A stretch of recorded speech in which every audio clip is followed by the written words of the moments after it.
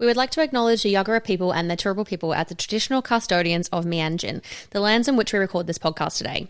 We pay our respects to elders past, present and emerging. Always was, always will be Aboriginal land.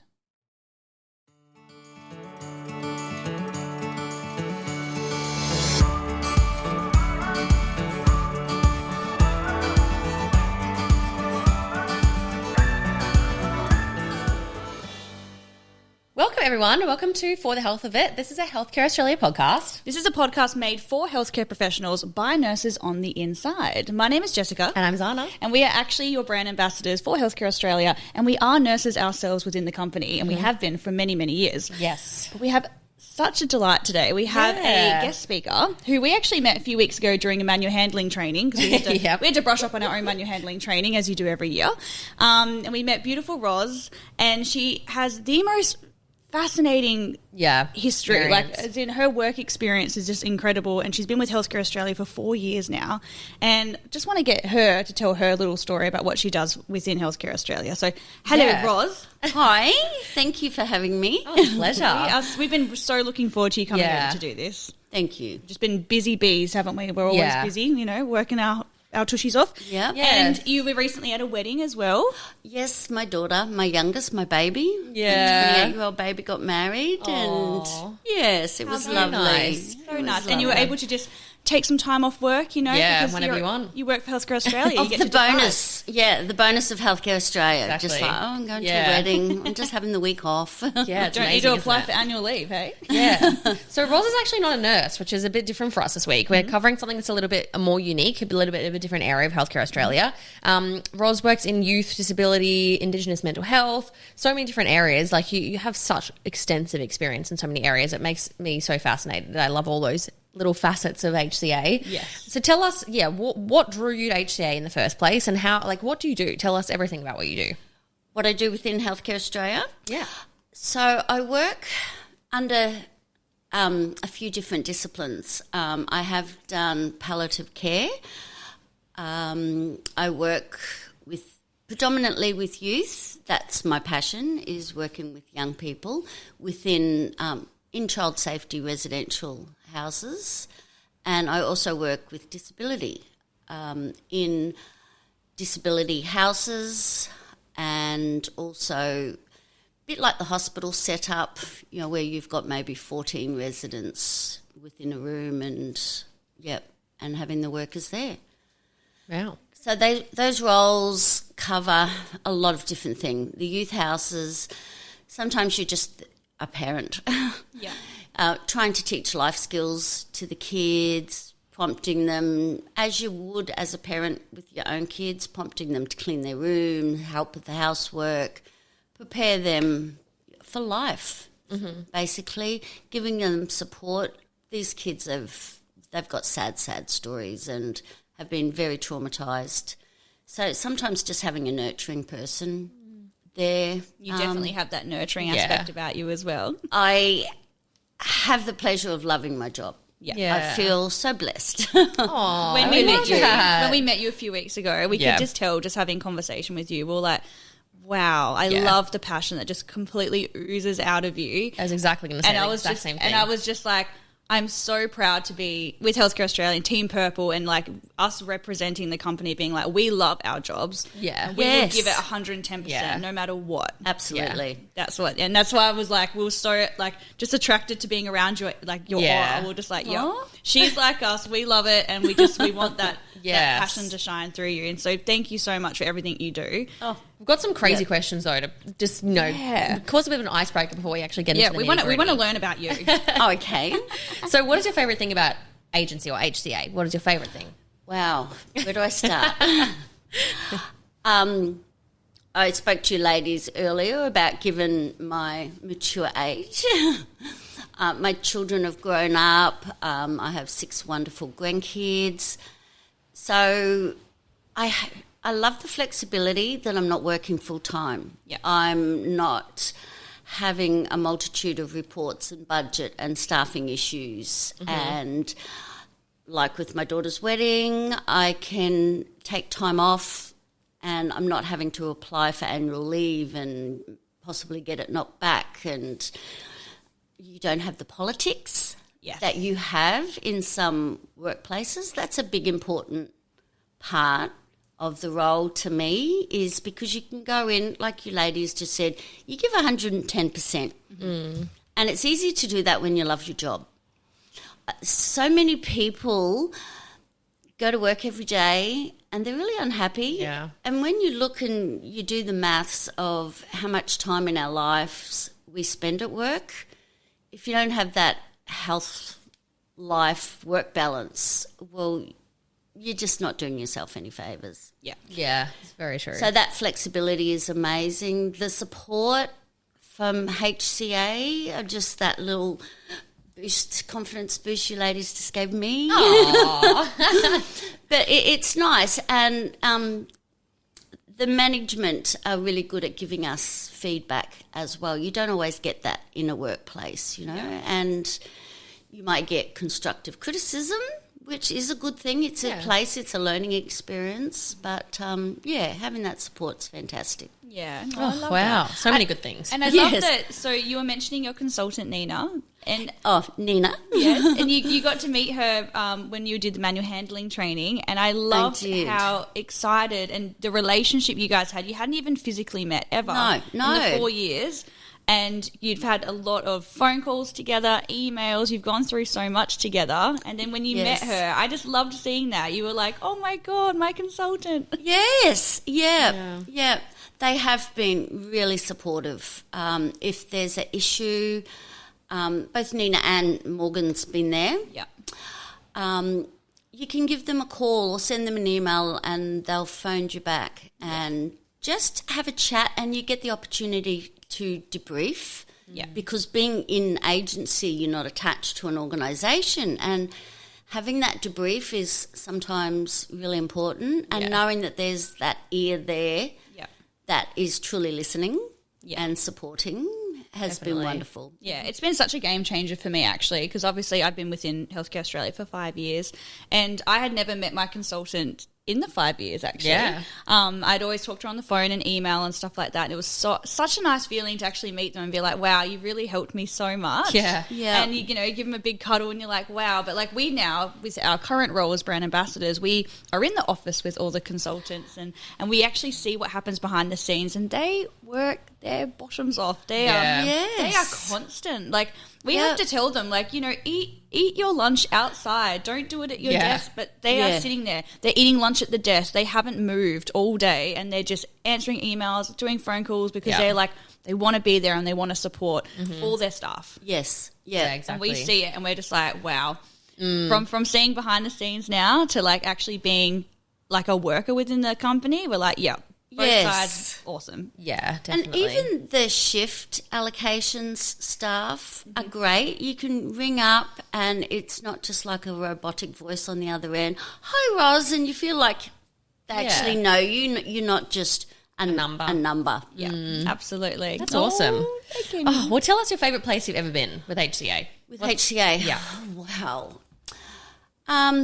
I guess Cairns. I moved here from Cairns last January, end of December, January. Not liking the winter, obviously. No one's liking the winter. Does. Yeah.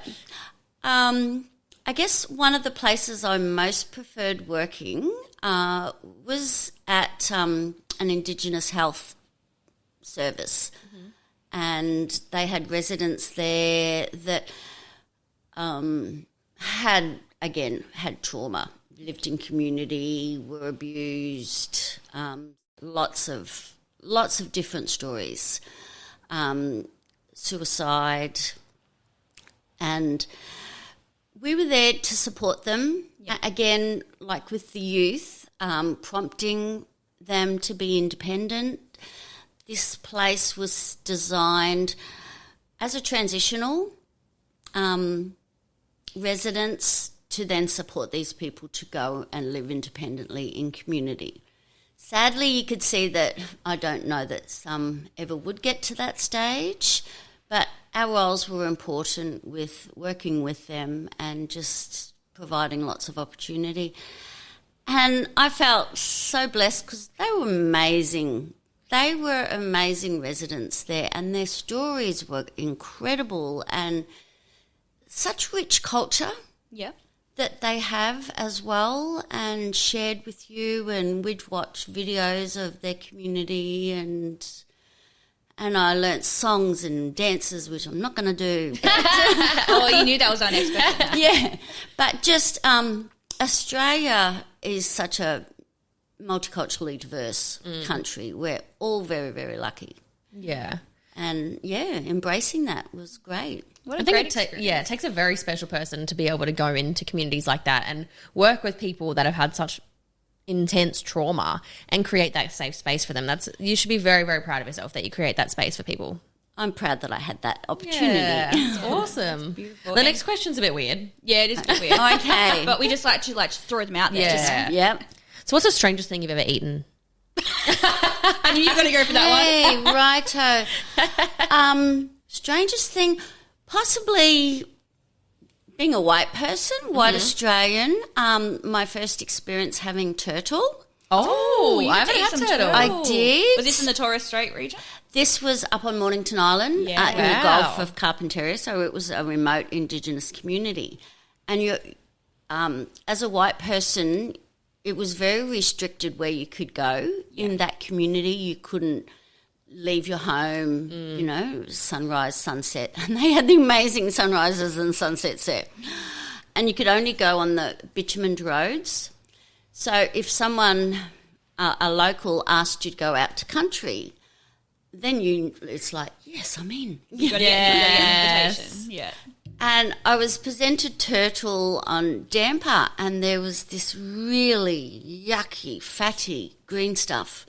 Oh, green. Green, like limeish green on top of the turtle meat. Wow. And they're like, this is the best part, this is the tastiest part. And I just like... Oh, no, what is it? What was the green bit? It's the fat. Oh. But it was actually really, really tasty. I had turtle soup before on Thursday Island, but I'd never had the meat and have it presented like fascinating. that. So, okay. Yes. Fascinating. Thank you for that. That was great. I'm so glad we did that question now. Great answer. Yeah. You know what? We're going to start using this question all the time because that was gold. That was great. Yeah. I definitely, when we worked on Thursday Island, we saw them when they were catching the turtles and all that, but I never knew like how they actually cooked the turtle and like how you actually do that. Yeah, it's such I didn't expect it to be green. Yeah. Very fascinating. It's just the fatty part on top of it. But, it's the tastiest, yuckiest looking part. Just close your eyes. Yeah. If you're presented something, you must eat it. Yeah, yes. Oh, I just love that. We have another little random question. Yeah. So it's a what would you rather? And this kind of highlights like all the different opportunities that you can do within Healthcare Australia in terms of like, you can go to Cairns to work, you can go to Thursday Island, some people like other areas. So if you had to choose, would you choose sunny tropical Thursday Island or near the snowy mountains like Cooma, New South Wales?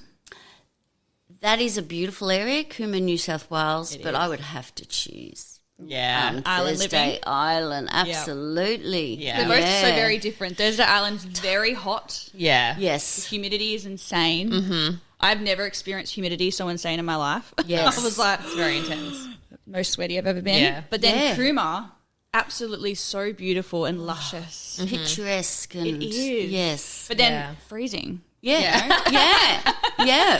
You've got yeah. both ends of the scale. Yeah. But the beauty of agency. The beauty of agency, you can be like, you know what? Do I want to be in the heat? Or do I want to go and, go to snowy mountains and do, some skiing and like do all that? And you can be like, what do I feel like doing? Yeah. You don't have to just stay where you are. Exactly. You can go wherever you want. Yes. Yeah. That is a bonus. When I was in Cairns, I would often go to Townsville, which was 3.5 hours drive. And I'd work in some of the youth houses down there. So that was fantastic. Yeah. It's so good. And we were actually talking briefly before about, if you are travelling and you're seeing family, like when you're within Healthcare Australia, you can just call up and say, hey, I'm actually in Townsville for a couple of weeks visiting some family. Can you just activate my account here in Townsville? And boom, you've got work. Yes. Yeah. Which is so good. And you can even extend your holiday because you're like, oh, I'm getting income still. I'm not being paid. And you've got that flexibility as well, which is so great. Yeah. Absolutely. And that was one of the things consultant Nina said to me when I moved to Brisbane and commenced work with HCA was that if ever I wanted to go back up to Cairns to visit my family, just to let her know, and she'd activate it's so good. my shifts up there. And the flexibility, and you can work, you can see family, you can travel. Yeah, you can do what you want. New experiences. Yeah. How have you found the app that Healthcare Australia provide? Oh, my gosh, it is wonderful. Again, my mature age. I'm very competent on the computer and everything, but just to have the one-stop shop. Yeah. You put your availability in the app. You do your timesheet in the app. You get notifications for mandatory training. Your shifts. So you get allocated. You get a notification to say you've been allocated the shift, and you go in and you accept it.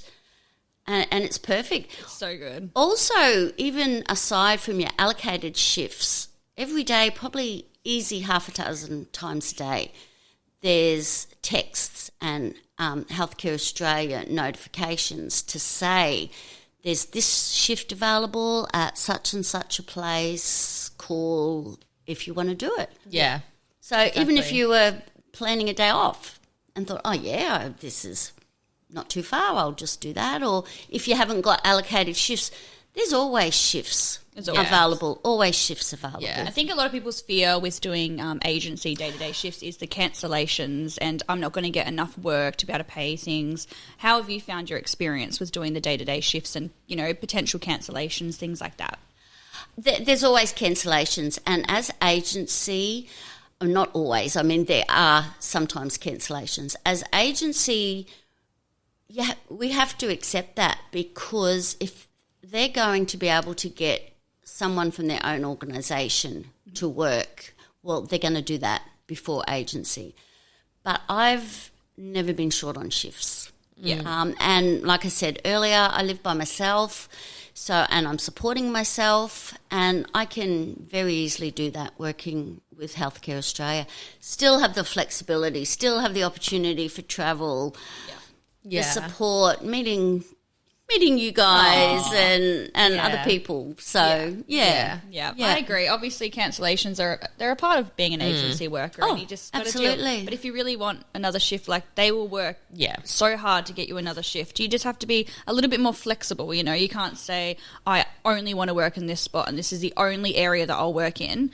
Then you are going to be a little bit restricted. But if you've got more of an open mind and you're willing to learn new areas and, step out of your comfort zone is a big thing that I always say, then there is an abundance of shifts. Definitely. Yeah. Oh, absolutely. I go North Coast, South Coast, in and around Brisbane. Yeah. And I've got family on the Sunshine Coast, so bonus again. And I've got a cousin and good friend on the Gold Coast. Good. Well, we'd love to know more about your experience with HCA. I know we kind of covered it at the start of this podcast about what you do with HCA, but we'd like to go a little bit more into depth of how you kind of got into that position. I know your experience before HCA was quite extensive, but we'd love you to run through kind of your career path until now and how that's looked for you. Okay. You're like, where do I start? Where do I start? Just to begin, I think every workplace I've had and career that I've had has just increased my knowledge and upskilled me. I started in early childhood. Well, I did a 12-month business course. Don't know why. I always wanted to be a teacher. I didn't want to do that. Worked in early childhood, did a teacher's aid course. Then I went on and did my associate diploma. Then I worked for a federally funded organisation as a field officer for disability with children 0 to 12. So the focus and our goals with that was to mainstream kids with disabilities, mild disabilities to profound disabilities, into centres, just so that every child, every adult, every person deserves to be included. And so that role was to train staff, was to do workshops, support the TAFE, with the disability component. We travelled extensively. We'd go to the remote communities, New Magico, Ingenuity, around Bamaker and Weeper, Thursday Island, and right down to Mission Beach. So There was lots of travel, large geographical area. Like with HCA, you meet so many amazing people on different levels. So I did that for about 12 years. Then I worked 18 months with Job Network. Wasn't so fond of that. But that really then helped me with my next role. I lived in Parks in New South Wales for a while, worked with Centrecare there. Again, a large Wilcannia Forbes, which is quite a large area on the map. And then went back to Cairns and got a job as a coordinator in a community centre. So that was funded with Communities for Children. It was a early intervention prevention approach. So it was empowering families to do the things a lot of us do naturally, but some don't, just talking to our kids, just increasing all those connections in the brain, which then helps children, with social emotionally down the track.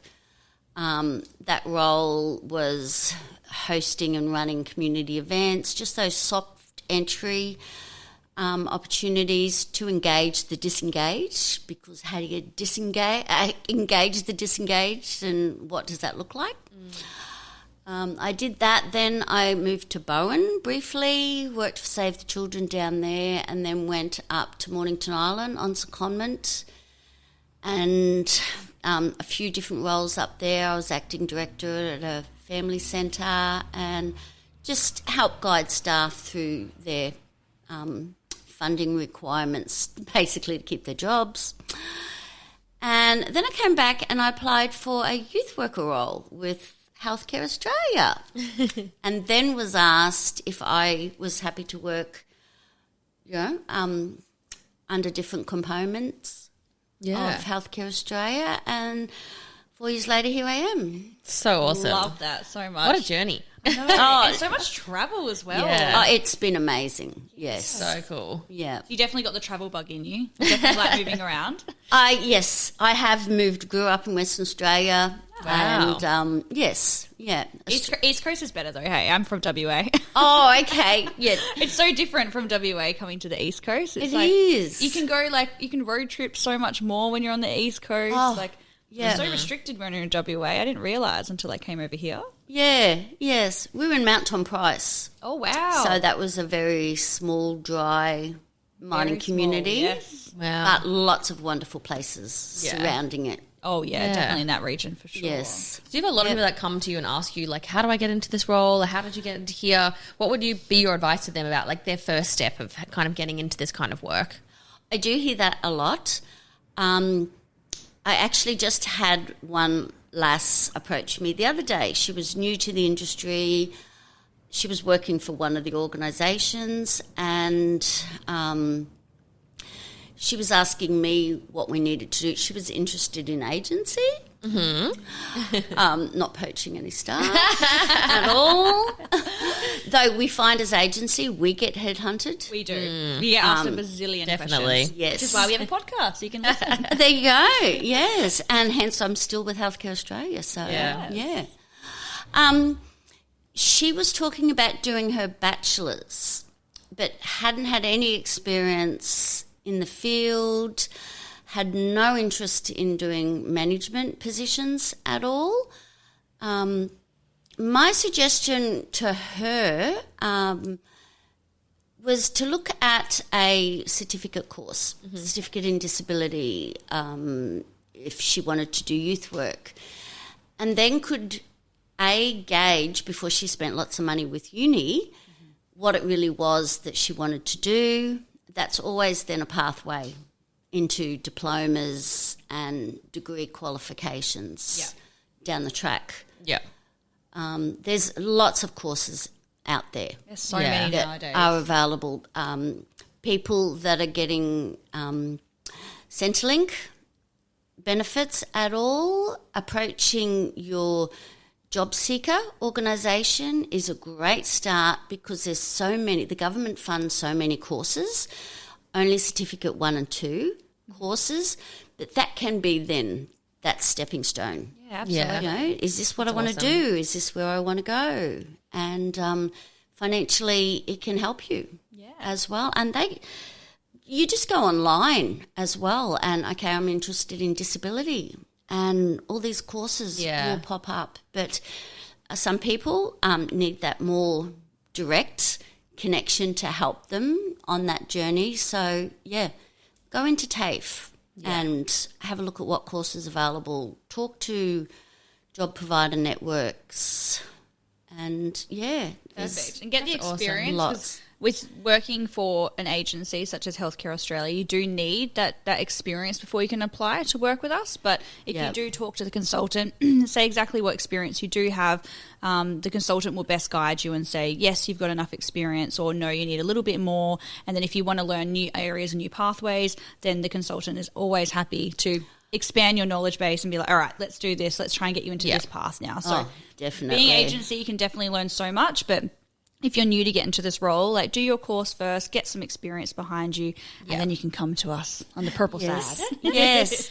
And even if you want to do extra courses whilst you're working with Healthcare Australia, even on another thing with the app, you can go in and you can suss out what courses. I know at the moment there's mental health first aid, which I have previously done, and it's an amazing course. Yeah, we do have really some pretty amazing courses, and it's just in the app, isn't it? And you just click on, you can see what courses are around you. Yeah. Usually in a metro setting, Brisbane, Melbourne, things like that, but great courses. Yeah, and there's a lot available. Yeah, and there's always something. They're always discounted for Healthcare Australia workers. Absolutely. Yeah. Yes, exactly. Yeah. Oh, so good. This has been such a great recording. Thank you so much for joining us. Oh, thank you for asking me. It's been so good. So fascinating. Yeah, I think we're all lucky. You guys are so passionate about your work, and you see it. I watch your Instagrams and and your posts, and the bonus when you love your work. It is, definitely. Yeah, it shows. We're a part of the community. We're all proud Team Purple members. Absolutely. Yep, Team Purple. You are. Well, thank you so much again. Thank you for having me. And if you guys don't know, we actually are the people behind the Instagram and the Facebook and everything like that. So we're behind all the social media. So if you want to contact us, it's us that reply. So just hit us up with a message and we will help you get on this amazing journey. Have a good week. Bye.